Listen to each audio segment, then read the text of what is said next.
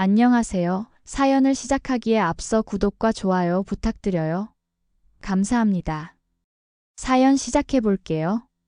결혼은 제게 새로운 시작이었어요. 남편을 처음 만났을 때부터 이 사람이다 하는 느낌이 들었던 것 같아요.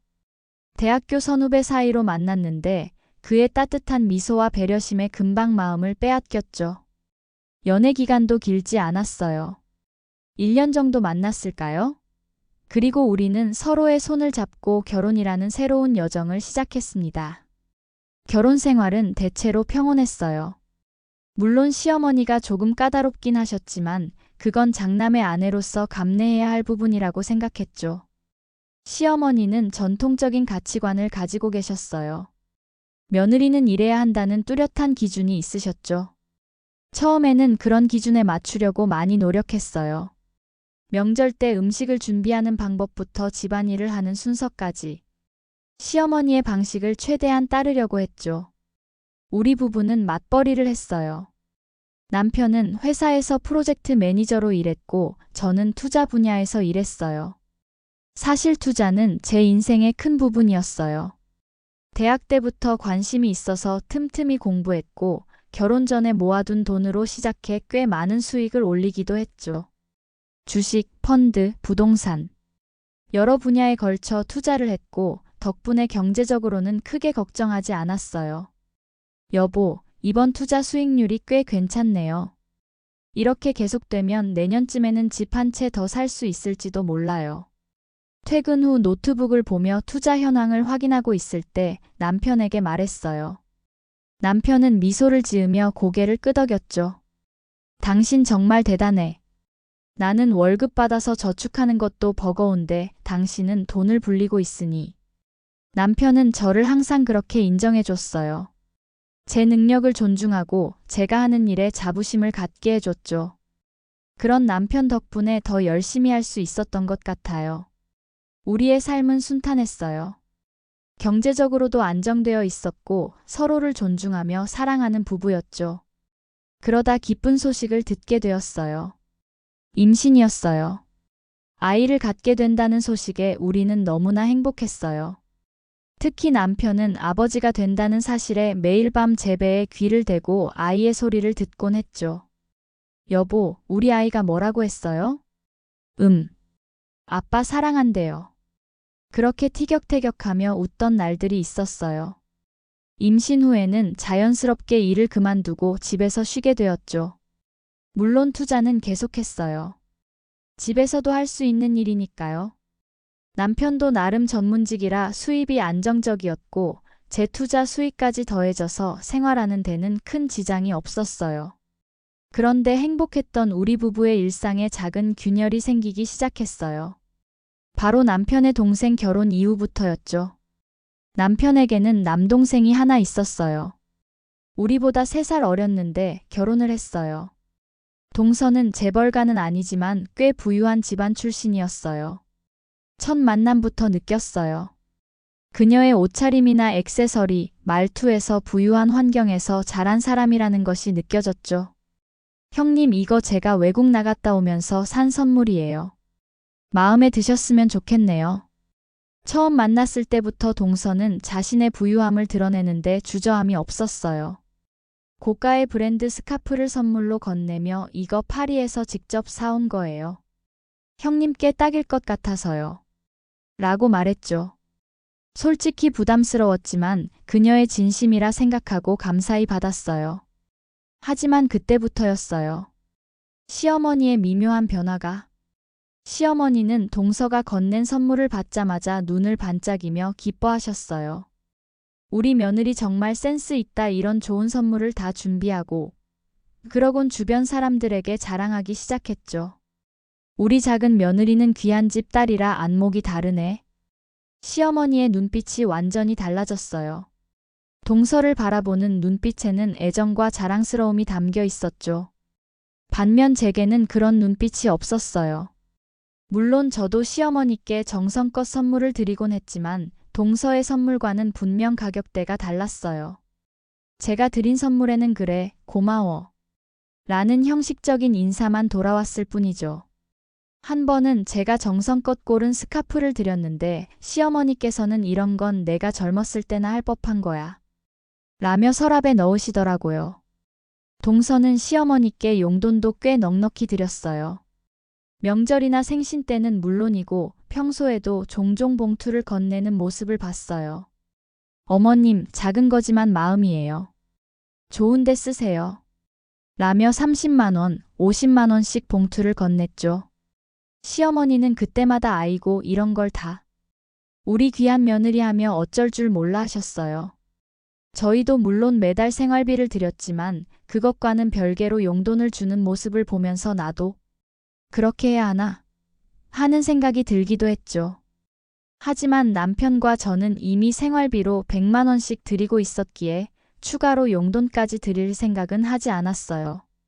시어머니는 그걸 이해하지 못하셨죠. 제가 임신 사실을 알게 된 시기와 동서의 결혼이 비슷한 시기였어요.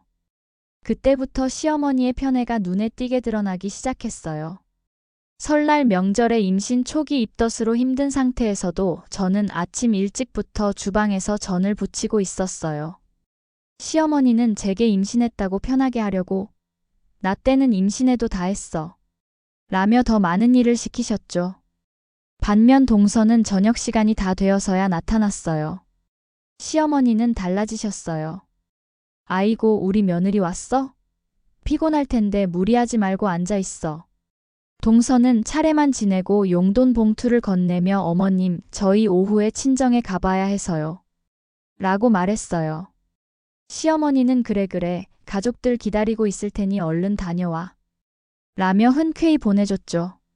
저도 용기를 내 물었어요. 어머니 저도 친정에 좀 다녀와도 될까요? 부모님이 기다리고 계세요. 시어머니는 눈살을 찌푸리며 말했어요. 아이고 이제 다 정리해야 하는데 어디를 간다고 그래. 설거지랑 음식 정리는 누가 하고 내일 가면 되지. 결국 저는 끝까지 남아 음식을 정리하고 그날은 친정에도 가지 못했어요. 시어머니의 말씀에 더 이상 고집을 부리지 못했지만 마음 한구석이 쓰라렸죠.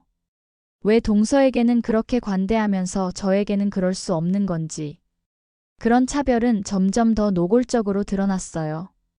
시어머니는 동서가 오면 직접 과일을 깎아내오고 맛있는 것을 권했어요. 우리 며느리 좋아하는 배 사왔어. 이것도 먹어봐. 저번에 좋아했잖아. 그러면서 저에게는 부엌에 과일 있으니 네가 알아서 먹어라는 태도였죠.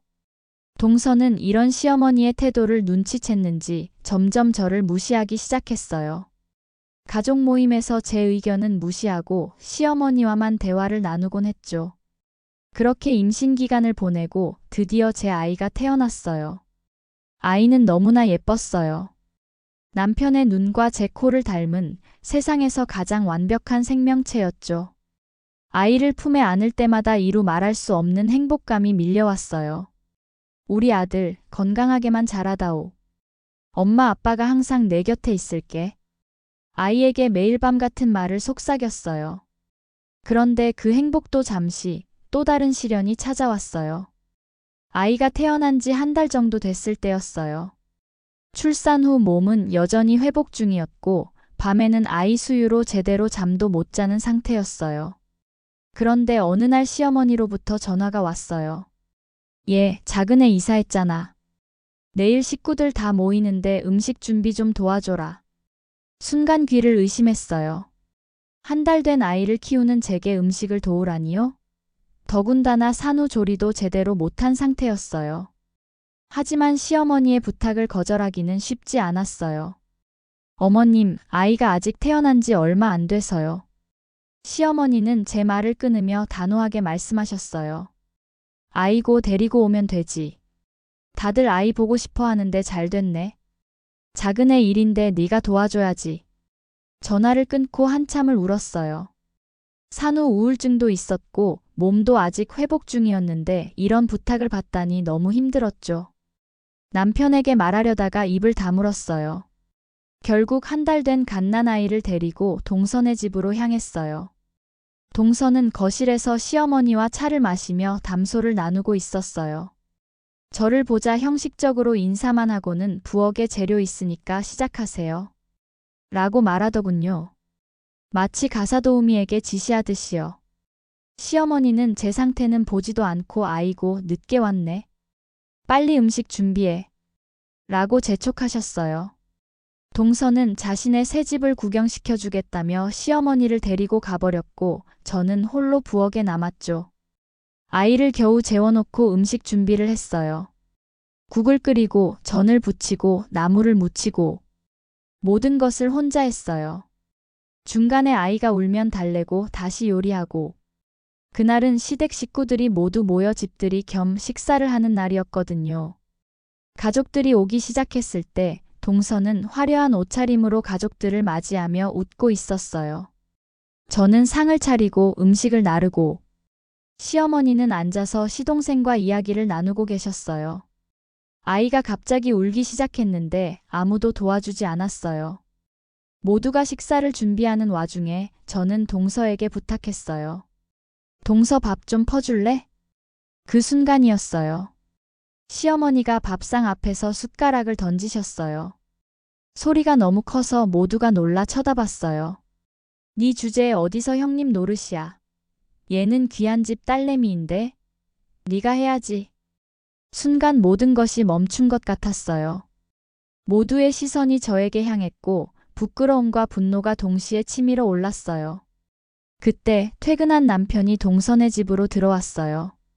그는 상황을 보자마자 얼굴이 붉게 변했어요. 엄마, 지금 뭐 하시는 거예요? 남편의 목소리는 평소와 달리 굉장히 화가 나 있었어요. 이 사람 아직 몸도 회복 안 됐는데 한 달 된 아이를 데리고 와서 음식을 준비하게 하시고 지금 뭐 하시는 거예요? 시어머니는 당황한 기색이었지만 곧 자신의 입장을 고수했어요. 아니, 제가 그런 거 말고 할 줄 아는 게 뭐 있어? 그런 거라도 해야지. 작은 애는 알아서 때 되면 용돈도 주고 이것저것 다 챙겨주는데 쟤는 뭐 한 게 있다고? 남편은 더 화가 난 것 같았어요. 그동안 참아왔던 불만이 한꺼번에 터져나오는 듯 했죠. 엄마, 이 사람도 할 만큼 해요. 이 사람이 지금까지 얼마나 참아왔는지 아세요? 매달 생활비 드리는 것도 다 이 사람 돈이라는 거 알아요? 제가 버는 돈보다 이 사람이 투자해서 버는 돈이 더 많아요. 재수 씨가 용돈 몇십만 원 드리는 거 가지고 그렇게 좋아하시더니 이 사람 돈으로 매달 생활비 드리는 거 모르셨죠? 시어머니는 완전히 놀란 표정이었어요. 입을 다물지 못하고 있었죠. 아니, 얘가 무슨 돈이 있어서 매달 100만 원씩 줘? 네가 주는 거 아니었어? 시동생과 동서도 당황한 표정이었어요. 동서는 저를 바라봤는데 그 눈빛이 달라져 있었어요. 놀랍고 당혹스러운 표정이었죠. 남편은 더욱 격앙된 목소리로 말했어요. 엄마, 이 사람이 집에서 노는 줄 아세요? 매일 투자 공부하고 시장 분석해서 돈 버는 거예요. 눈에 보이는 것만 믿지 마세요. 재수 씨가 명품 가방 들고 비싼 옷 입고 다닌다고 그게 다가 아니에요. 엄마가 그러니까 재수 씨도 이 사람 무시하는 거 아니에요? 이럴 거면 앞으로 가족 모임에 부르지 마세요. 더 이상 참을 수 없어요. 식탁에 있던 모든 사람이 숨을 죽였어요. 누구도 이런 상황을 예상하지 못했던 거죠. 남편은 저에게 다가와 아이를 안고 우리 집에 가자고 말했어요. 그리고는 아무런 인사도 없이 집을 나섰죠. 집으로 오는 차 안은 무거운 침묵으로 가득했어요. 아이만 가끔 작은 소리로 울었죠. 그날 밤 남편과 저는 많은 이야기를 나눴어요. 시어머니와의 관계, 앞으로 우리가 어떻게 해야 할지. 그리고 우리는 한동안 시댁과 거리를 두기로 했어요. 그런데 다음 날 예상치 못한 방문객이 찾아왔어요. 시어머니였어요. 예. 미안해. 내가 아무것도 몰랐다. 시어머니는 현관에 서서 고개를 숙인 채 말했어요. 저는 당황했지만 일단 들어오시라고 했어요. 어머님 일단 들어오세요. 거실에 앉으신 시어머니는 한참을 말없이 손수건만 만지작거리셨어요. 그러다 갑자기 말씀을 꺼내셨죠. 내가 그동안 사정을 전혀 몰랐어. 네가 그렇게 돈을 벌고 있는 줄. 너희 둘이 그렇게 고생하는 줄 몰랐어. 시어머니의 말에 저는 무어라 대답해야 할지 몰랐어요. 그저 가만히 들었죠. 내가 나이를 헛먹었구나 싶어. 작은 애가 있는 집 딸이라고 용돈도 많이 주고 선물도 비싼 걸 사다 줘서 그 아이만 예뻐했어. 근데 알고 보니 우리 큰 며느리는 더 대단한 사람이었네. 시어머니의 말씀이 솔직히 썩 기분 좋지는 않았어요. 마치 제 경제력이나 능력 때문에 이제 와서 인정해주는 것 같아서요. 하지만 저는 그런 생각을 밀어내고 시어머니의 사과를 받아들이기로 했어요. 어머님, 괜찮아요. 저도 미숙한 점이 많았을 거예요. 아니야, 내 잘못이 아니야. 내가 너무 편애했어. 고맙고. 정말 미안해. 시어머니는 눈물을 흘리셨어요. 그리고 우리는 많은 이야기를 나눴어요.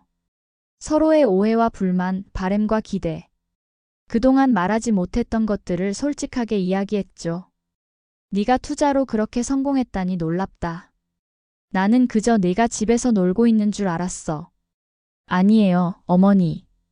저도 남편처럼 열심히 일하고 있었어요. 방식이 다를 뿐이죠. 그래. 내가 너무 구시대적인 생각을 했구나.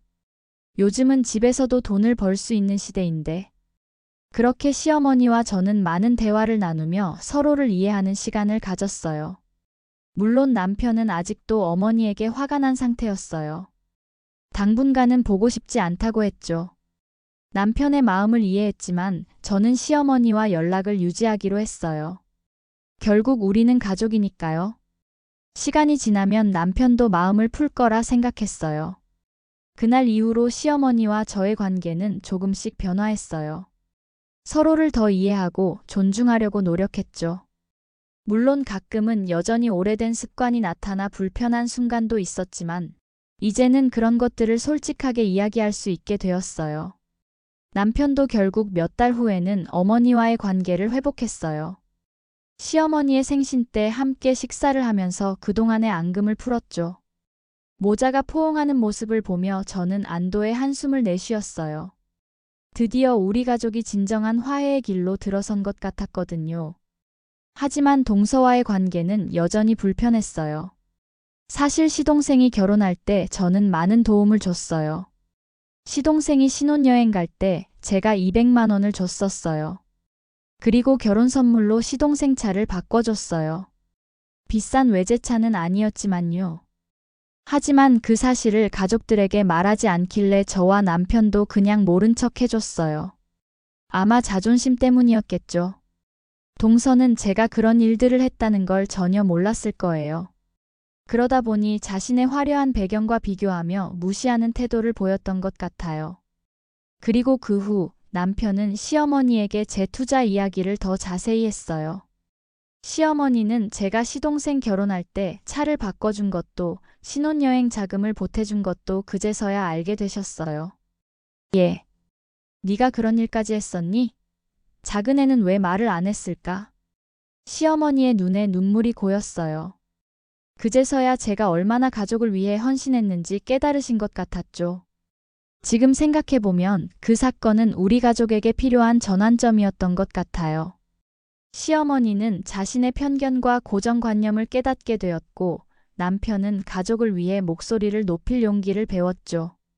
그리고 저는 더 이상 불필요한 억압과 차별에 침묵하지 않는 법을 배웠어요. 그 후 시동생과 동서도 저를 다르게 대하기 시작했어요. 특히 동서는 처음으로 진심 어린 사과를 했죠. 물론 모든 것이 완벽해진 것은 아니에요. 가끔 시어머니는 여전히 동서에게 더 많은 관심을 보이기도 하고 저의 투자 활동에 의구심을 표현하기도 해요. 하지만 이제는 그것이 큰 문제가 되지 않아요. 우리 모두 서로의 다름을 인정하고 존중하는 법을 배웠으니까요. 인생이란 결국 이런 것이 아닐까요? 차이를 인정하고 편견을 내려놓고 서로를 진심으로 이해하려 노력하는 과정. 그 과정 속에서 우리는 조금씩 성장하고 더 나은 사람이 되어가는 거겠죠. 제 긴 이야기를 끝까지 들어주셔서 감사합니다. 구독과 좋아요, 알림 설정까지 잊지 마세요.